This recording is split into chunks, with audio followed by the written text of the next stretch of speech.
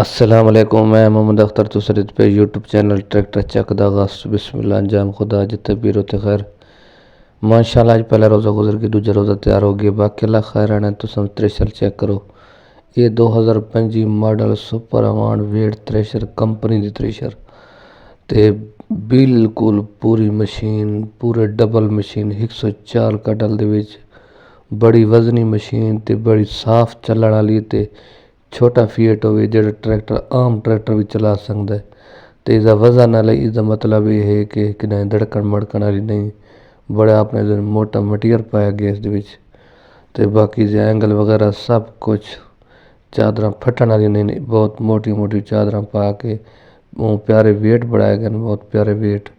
उस तो बाद मुकम्मल लुक खूबसूरती बहुत अच्छी दो त्रै रंग तैयार की गई है। दो त्रै रंग जोड़ा रंग भी पसंद करो तो मिल वैसी ये थ्रेशर चेक करो। इसका रंग भी 2025 मॉडल मूंगी रंग है, बिल्कुल साफ ते सुथरी अच्छी कंडीशन न्यू बिल्कुल न्यू हाले तक नहीं चली। तो ये थ्रेशर फॉर सेल है। इसकी डिमांड वगैरह तो दस देना तो लोकेशन ही दस देना। ये थ्रेशर फॉर सेल है, डबल मशीन है। जो शौक रखता हो इन्होंने थ्रेशर की तो सरगोदन तो वध के थ्रेशर इस सुपर अवान वेट सरगोदन तो भी वध के बाकी देगी नो कंडीशन थोड़े सामने आ गई। ये रंग भी आ गया, ये भी 2025 मॉडल। बाकी इस रंग दे विच भी हैं, जोड़ा रंग पसंद करे तो हर रंग दे विच थ्रेशर तो मिल वैसी। थ्रेशर बिल्कुल साफ कंडीशन अच्छी कंडीशन दे विच टायर वड्डे टायर हैं, छोटे टायर भी नहीं। बाकी कटर छुरी बिल्कुल जीरो जैसी, बाकी चलन वाली 2-3 साल चलन वाली ऐसी छुरी बिल्कुल VIP सामान पाया गया। बाकी स्टिकर ताई हर चीज़ ताई खूबसूरती बहुत ज़्यादा इस है। बाकी चलन की बिल्कुल साफ हौली मशीन है, बहुत हौली चलती है, हर किस्म का ट्रैक्टर चला सकता है। अच्छी कंडीशन की थ्रेशर की कीमत तो दस देव कि इस ट्रैक्टर की थ्रेशर की क्या कीमत है सॉरी।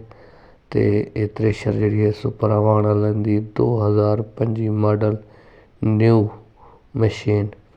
इसकी डिमांड मालिक तकरीबन 15 लाख रुपया। मौके पर मजीद जी थोड़ी बहुत प्यार मुहब्बत हो सी।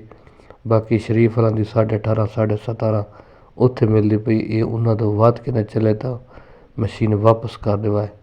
इतनी निकास इतनी दाना साफ सुथरा दाने दे विच। बाकी मशीन बिल्कुल पूरे हर किस्म के हुक दे विच मिल सी, डबल हुक सो सिंगल हुक या सो ये थ्रेशर मिल वैसन।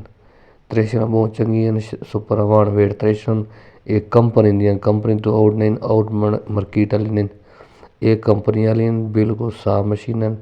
जिस भाई ने चाहिए होए वो यही करे सी कि मैं नंबर देने वाला उससे नंबर पर रबता करे सी ते आवे सी। जय भाई कल वीडियो नहीं दिखी वीडियो देखे ट्रैक्टर दियाँ इस नंबर पर रबता करे सी आवे सी। अल्लाह हाफिज़।